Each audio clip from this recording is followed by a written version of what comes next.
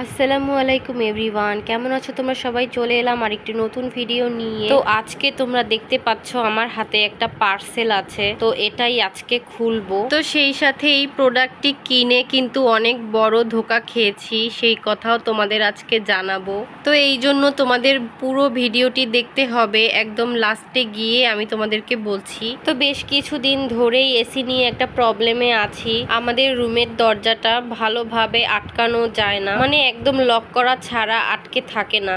তো বারবার উঠে উঠে খুলে দেওয়া, এটা একটা ঝামেলা। আবার এসি চালিয়ে খুলেও রাখা যায় না, তাহলে এসির অনেক সমস্যা হবে। তো এই কারণেই আজকে এই প্রোডাক্টটি আমি অনলাইন থেকে অর্ডার করেছি। তো চলো তোমাদেরকে সাথে নিয়েই আমি এটাকে আনপ্যাক করি। তো আজকে যে প্রোডাক্টটি আমি অনলাইন থেকে অর্ডার করেছি, এটা একটা অটোমেটিক ডোর লক। তো ফাইনালি এটা হচ্ছে সেই প্রোডাক্টটি, অটোমেটিক ডোর লক। তো এটার ভিতরে কি কি আছে চলো দেখি। তো এটার মধ্যে দুটো উপকরণ আছে, একটা দরজায় লাগানোর জন্য আর একটা হচ্ছে দেয়ালে বা চৌকাঠে লাগানোর জন্য। তো একটা আরেকটার সাথে আটকে থাকবে আর দরজাটাকে আটকিয়ে রাখবে। তো এটার কাজ হচ্ছে এটাই, যে যখনই রুমে ঢুকতে চাবে দরজায় ধাক্কা দিলে এটা অটোমেটিক খুলে যাবে, আবার দরজা ছেড়ে দিলে আবার একা একাই লেগে থাকবে। তো বারবার দরজা আটকানোর ঝামেলা আর হবে না, এটা থেকে মুক্তি পাওয়া যাবে।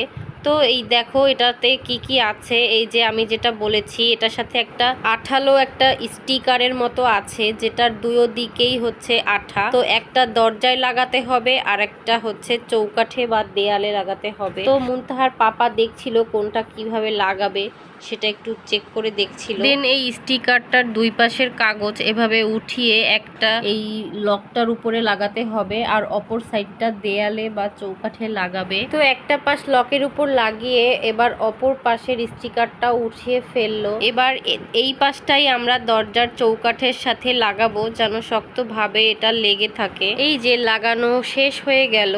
তো একটু ভালোভাবে ড্যাব ড্যাব করে দিচ্ছিল মুনতাহার পাপা, যেন কোনোভাবে ছুটে না যায়। তো এটার গামটা খুবই শক্তিশালী, এটা খুব ভালোভাবেই লেগে থাকে। এটা যতই টানাটানি করা হোক না কেন আর খুলবে না। এবারে হুকটা লাগানোর পালা। হুকটার সাথেই গাম থাকে, তো এটাকে এভাবে টেনে তুলে দরজার সাথে লাগিয়ে দিব, যেই বরাবর আমরা লকটা লাগিয়েছি সেই বরাবর। তো এই যে আমাদের লাগানো কিন্তু শেষ হয়ে গেল। দেখো এবার কিন্তু খুব ভালোভাবে লেগে থাকছে, আর এটা কিন্তু খুলছে না। তো এতদিন পরে একটা অনেক বড় সমস্যা থেকে মুক্তি পেলাম। এসি এতদিন চালালে এসির বাতাসগুলো এভাবে বাহিরে বের হয়ে যেত, এতে এসিরও সমস্যা, আর রুমও ঠান্ডা হতে চাইতো না।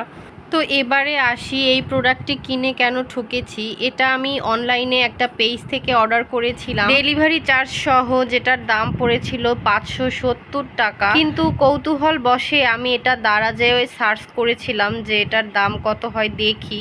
তো এটা অর্ডার করার প্রথমে আমার মাথায় আসেনি যে এটা আমি একটু দারাজে সার্চ দিয়ে দেখব। তো দারাজে গিয়ে দেখি এটার দাম মাত্র 239 টাকা।